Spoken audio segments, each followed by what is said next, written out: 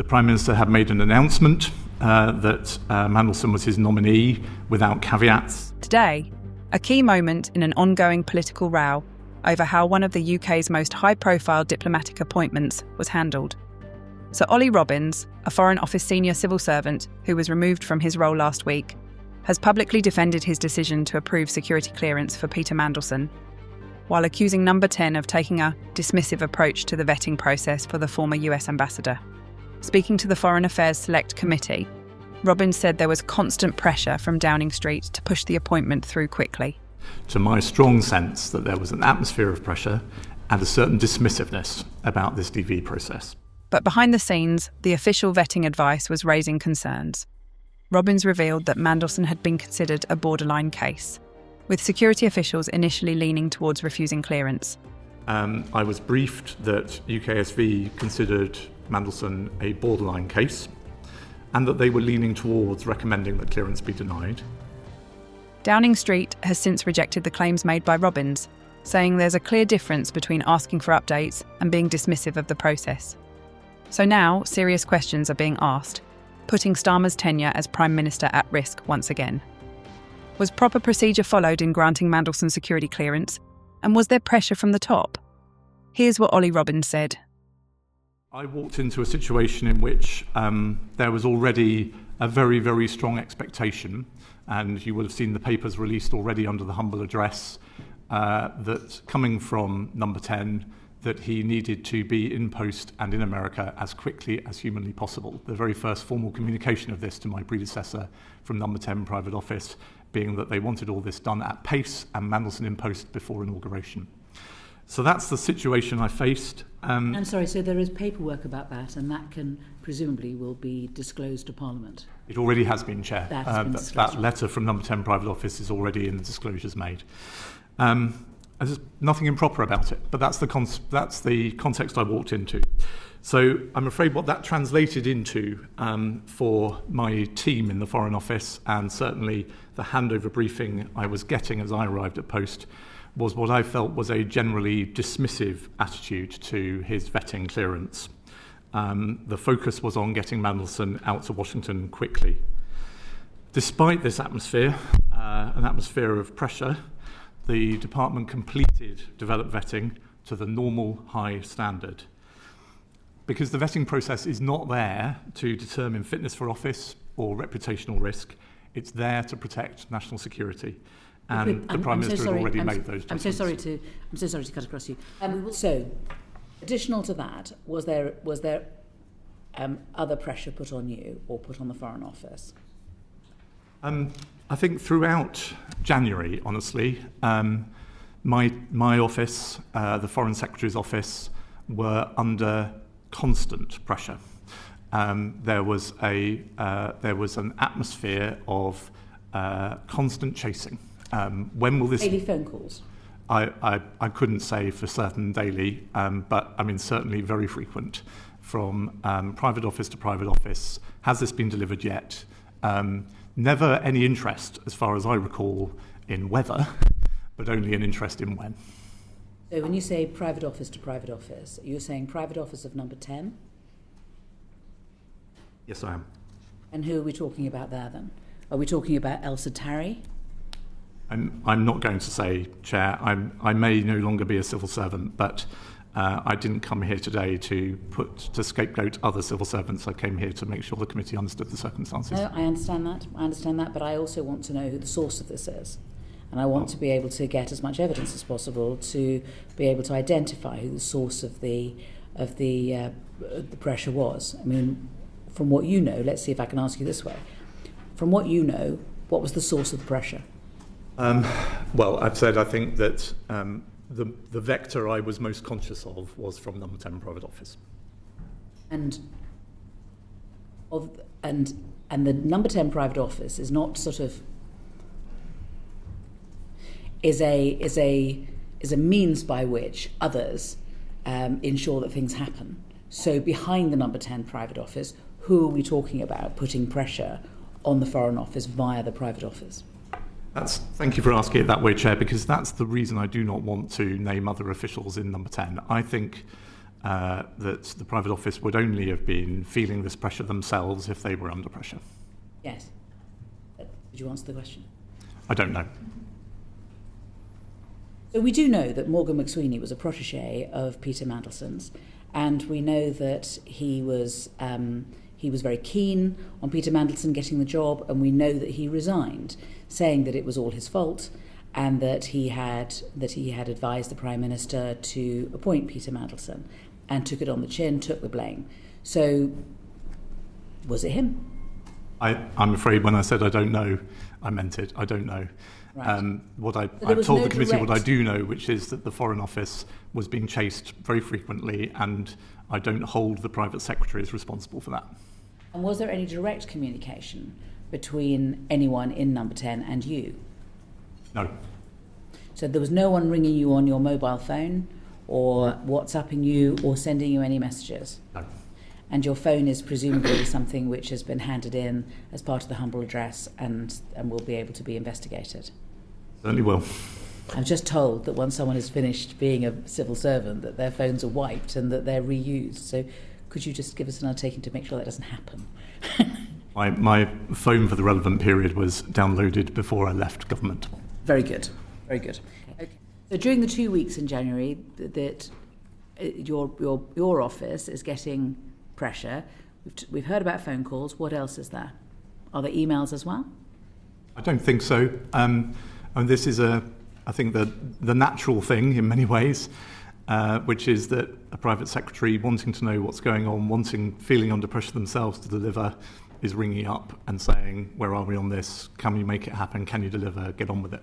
Yeah. I mean, it's right, isn't it, that there should be official records kept accurately, and information should be handled as openly as possible within the legal framework according to the code. So there should be a record of all the phone calls that are made. I think if the modern civil servant made a record of every phone call that they received, they would do nothing else, Chair. So I doubt there's a record of every phone call. I'm sure there is a trail that explains that there was a regular contact. I thought that genuinely civil servants couldn't buy a cup of coffee without making a record of it. I don't seem to be able to buy a coffee without someone following me down the road, Chair. So yeah, it'll pass.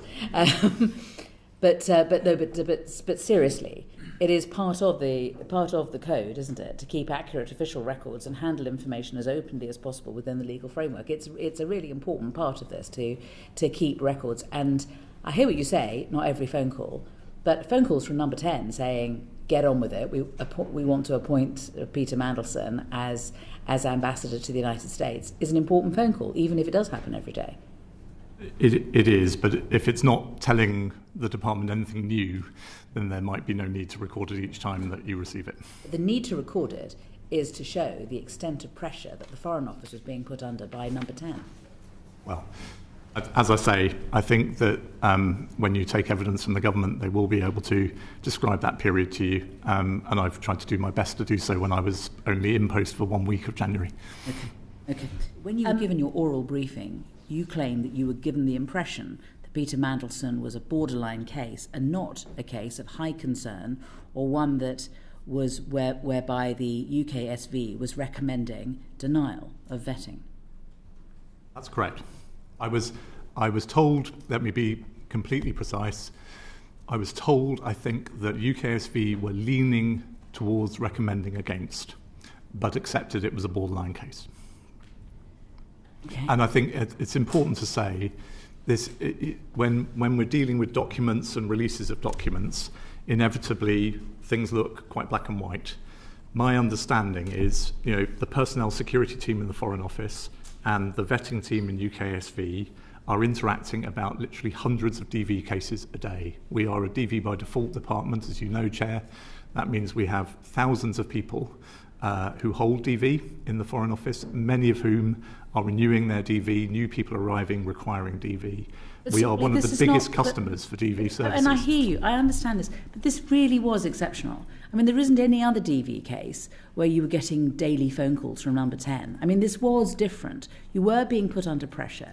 And I just find it, if you don't mind me saying, remarkable that you got completely a different view of what UKSV were saying about this than that which I understand is written down.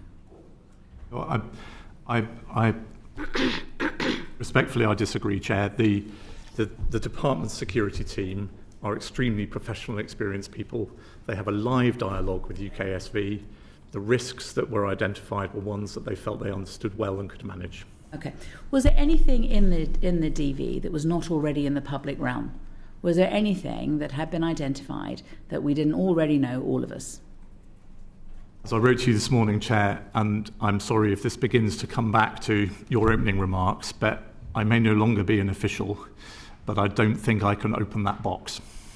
This system absolutely depends on candidates for vetting knowing that the government will completely respect the confidences that they share. Yeah, no. So don't tell me. Okay. So if there was anything that wasn't already in the public realm, just tell me that there was something that wasn't already in the public realm. Don't tell me what it was. Just tell me, oh, yeah, there was something else, but sorry, can't tell you. I'm afraid I'm not prepared to do that, Chair. What that leads to is, of course, then an absolute storm of questions as to what that issue was. I'm not going to ask you a storm of questions. That's going to be my last question. I'm going to move on to my last question after this. I'm sorry, Chair. I trust you. I'm not sure that the whole of the rest of the world will hold off from wanting to know. Okay. And did you tell anybody once you'd made that decision? Did I tell anybody that Peter Mandelson had been granted DV clearance? Yeah. I'm sure I will have told probably the Foreign Secretary and probably Number 10, but to be honest, it will have been implicitly clear within a day or two anyway, because we'd always said he would not be sent on posting to Washington without it. Get it. You're getting a lot of pressure. You're getting maybe daily phone calls.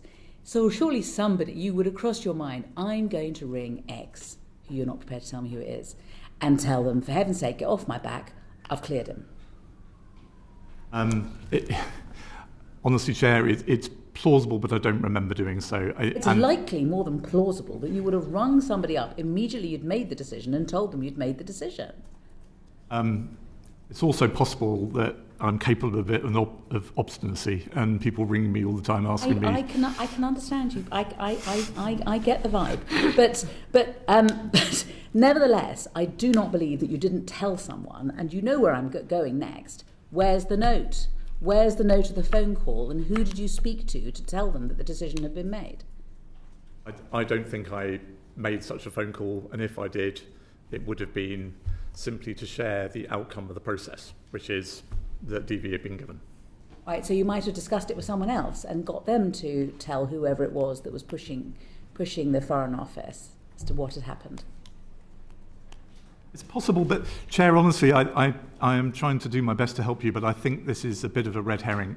Within hours, as the humble address pack makes clear, Peter Mandelson was written to with a contract of employment and a posting letter to Washington, which the Foreign Office had always said he would only get once he passed DV. So it was absolutely clear.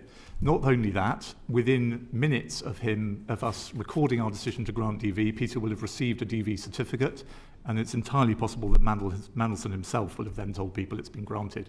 I don't think I felt under any obligation to tell anybody. You've already outlined the extreme levels of political pressure that you were under to complete this process. Is there any suggestion that that pressure filtered down to the department that ultimately was making the recommendations to you? Were you satisfied in that meeting that the evidence the options that were proposed to you and the decisions that they were proposing was come to independently of the political pressure that was being exerted on you, or will they also have felt the political pressure that was on the department? So, extremely good question, and I am very confident in answering. They are clever people, they will have been very aware of the pressure. I also have complete confidence that their recommendations to me and the discussion we had and the decision we made was rigorously independent of that pressure. Going back to the point where Sir Philip was still permanent Under Secretary, it is reported by, I think it's Sam Coates, that Morgan McSweeney, the Chief of Staff, rang Sir Philip and said, in terms stronger than those that I can use before the watershed. I think you should. Well, I'll just say that it was just to prove it with terms stronger than that. Does that accord with your impression? Just fucking approve it. Does it accord with your impression when you took over from Sir Philip? I think I recall Philip saying to me, certainly Philip's handover to me has contributed to my strong sense that there was an atmosphere of pressure and a certain dismissiveness about this DV process, which I hope I've tried already to be honest with the committee about. I don't remember Philip using those words. Also, I'm proud to say Philip's probably not the sort of person who would report them verbatim. Thank you. In retrospect, obviously, with everything that we know now, do you regret granting security clearance for Lord Mandelson? I regret that this process was not done before announcement. I regret that the due diligence process, which threw up, as I understand it, serious reputational risks, didn't colour the Prime Minister's judgment in making the appointment. There's quite a lot about this situation over the last year and a half I regret. I had no regrets about the work of my brilliant team and the judgment that we came to. But you say you regret that the announcement was made before security clearance was granted, and yet at the same time you've said it would make no difference to your decision to grant security clearance. What would you have done differently in that case? Is it that you would have then chosen to alert the Foreign Secretary or the Prime Minister? I think the main distinction I'm making, Ms. Brandreth, is I think this atmosphere I've described just wouldn't have existed. So the team would have been able to do this work, the then Permanent Undersecretary would have been able to consider it without that same sense that they were operating under this pressure and environment. And so I think the benefit for the government, for the Prime Minister, would have been that exactly the kind of responsible questions you're asking me today, some of them would not need to have been asked, because it would have been clear that the Prime Minister had wanted this clearance given before he made the appointment. What I don't understand from your answer is that you seem to be implying that if there had been due diligence done before the appointment, then the Prime Minister might have come to a different conclusion. But if security vetting had been done before the appointment, you wouldn't have come to a different conclusion. I'm sorry if I was unclear, Chair. Due diligence, as I understand it, was done before the appointment, and I think that has been now released in the humble address papers. What I feel sad about is that the Prime Minister's nominee went ahead despite that due diligence. And I think, look, what doesn't matter what I think. I think the Prime Minister, as I understand it, has essentially said that himself. He regrets the appointment. Beg your pardon. No problem, thank you. So I have a few follow-up questions. You referenced pressure, feeling pressure from, political pressure. You also mentioned dismissiveness. So the pressure I understand in terms of the phone calls that you spoke about. What did the dismissiveness look like? I think the dismissive, my word dismissiveness comes from all the way back to a letter to the Foreign Office, which I don't blame the person who signed it, but is out there now in the public domain thanks to the humble address, which says, "Take forth the necessary arrangements at pace. We want handover in advance of the US inauguration." Now, if you wanted to convey to the Foreign Office, we want this done in a steady, measured, rigorous way, those are adjectives you could have used. But instead, the direct written pressure, you don't need to worry about what I thought at the time as a non-official. The direct written pressure was get this done and get it done before inauguration. Now, if Number 10 had wanted to say, comma, subject to the successful achievement of developed vetting status, they could have done so. And that then, I'm afraid, to me, is consonant with a press notice that says Peter Mandelson will arrive at post early in the new year. Again, it would be perfectly possible to add a note to editors which says, subject, of course, to the appropriate security clearance being granted. And civil servants have many faults, but back to the chair's original point, records and written communications and formality are important in the culture I have grown up in. And, the clear written record is not, please get this done, subject to, it's please get this done. So just in relation to the final decision then that you made, you've referenced in your response to Afra that you wouldn't have made a different decision. Do you often think about the consequences of the decision that you made? I've had plenty of opportunity over the last few days to reflect on that, and I think about the consequences of it right now, I'm afraid, for my wonderful family and for the fact that I don't seem to be able to sleep in my own home and for various other things. But I don't reflect negatively on the professionalism and the judgments of my colleagues, or I hope myself. You also referenced that there was a bunch of professionals that explained the risks. Who were those professionals? So the way the Foreign Office is organised, I of course don't speak for the Foreign Office today, but the way the Foreign Office is organised is that at the time, there's been a slight reorganisation since, but we had a directorate of the Foreign Office called Estates, Security and Network Directorate, broadly speaking, buildings and security. And within that directorate is a security department that focuses on all the range of security risks that the Foreign Office face, to assets, to material, to people. And within that, there is a personnel security team. And it's that personnel security team, it's laid out in internal guidance, that will assess the report from UKSV and normally will take the decision themselves on whether to grant or deny. Occasionally that gets escalated up the line, and in this case, as I've made clear, it came to me for a sense check at the end. Mm-hmm. So now that the Chief Secretary to the Prime Minister has suspended the ability for the FCDO to do that, what impact do you think that will have on department postings and the ability to get people into the right place? I'm very worried about that, honestly. I'm now, sadly, a sort of informed spectator. But I'm worried about that. In my experience, there are very, very good reasons why the diplomatic service is given a degree of expert latitude over these things. The vetting system cannot be entirely one-size-fits-all. The risks that are manageable in the Food Standards Agency are different from the risks that are manageable in our embassy in Beijing. And the Foreign Office, for people to obtain vetting in the Foreign Office, our candidates very often have a broader and deeper range of international contacts and experience than most. International contacts, of course, are an area of focus for the DV process. And therefore, an expert personnel security department that can reach an informed view of how risky and significant those contacts are for a candidate for vetting, I personally, I was new to the Foreign Office, but I personally could see the justification for. So in your view... But you see, this doesn't stack up, does it? Because in the end, he lost his job because he was a threat. And that should have been revealed with the DV. He was leaking secrets from the British state to a foreign bank. That's pretty serious. With respect, during a time of an economic crash.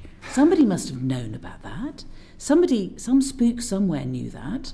That's what DV is supposed to be about, isn't it? That was not known at the time of his withdrawal, to my knowledge. Certainly it wasn't publicly known. It wasn't known in records available to me or to others in the Foreign Office. What was known was that the basis on which the Prime Minister thought he had received assurances from Mandelson about those connections from his past life with Epstein, the Prime Minister can speak for himself, but I remember him visibly angry that in his view he'd been deceived about those connections. That was the point at which he required of me to withdraw Mandelson from Washington, and it was a very difficult day of my professional life, but I think the Prime Minister did the right thing. Olly, to that point, the Prime Minister in his statement yesterday to the House said, "Let me be clear, the recommendation in Peter Mandelson's case could and should have been shared with me before he took up his post. Let me make a second point. If I had known before Peter Mandelson took up his post that the UK SV recommendation that developed vetting clearance should be denied, I would not have gone ahead with the appointment. That can't be accurate, given that you have said, well, given that he was effectively on his way to Washington at the point at which you were making a decision on whether or not the recommendation of UKSV could be mitigated. They had already made the announcement by then. They had already done the due diligence and seen, the Prime Minister had supposedly seen the summary of the report of the due diligence in your conversation with him. So that is, the Prime Minister's statement yesterday is inconsistent with the evidence that you have given today. Do you have a view on whether or not his statement was accurate yesterday? I'm not here to attack the Prime Minister, Mr Morello. I'm here to help the committee. And what I want to say to you is that, given the emphasis rightly in this meeting in this session on record keeping, given I was not in post at the time, I can only go on the record. And all I would observe is that I don't doubt that the Prime Minister is saying that sincerely. It would be nice if the record showed that he had required his office and his team to make that stipulation more explicitly clear to those of us who were then charged with trying to make this happen. They had already made it. Why? Is it your contention that you have delivered your duty, you've carried out security vetting in the usual procedural way, and what is your reaction to the way you've been treated this week? And I suppose finally, what impact will it have on your colleagues? Thank you. Again, Mr Carden, thank you for the generous way you asked the question, but I should be careful here. The very short answer is I don't fully understand the reasons that I'm in the position I am in, but that is for a separate process for me to try to get to the bottom of. As a human being, I'm desperately, desperately sad about it, Mr Carden. I love that job. I love that institution. I was proud to serve this government and any government that might follow it. I hope I was doing it to the best of my ability. I was certainly doing it as hard as I possibly could. I had wonderful colleagues who I miss deeply. And the issues we were dealing with, and my colleagues are still dealing with, are of profound importance to the success of this government and the success of the country. It's been the proudest part of my career to lead that institution because of their work, not because of mine. And you say kind things about my distinguished career. I just feel intensely proud of the people I've led, and I wish them every success and wish I could still be with them. Thank you. And thank you for that.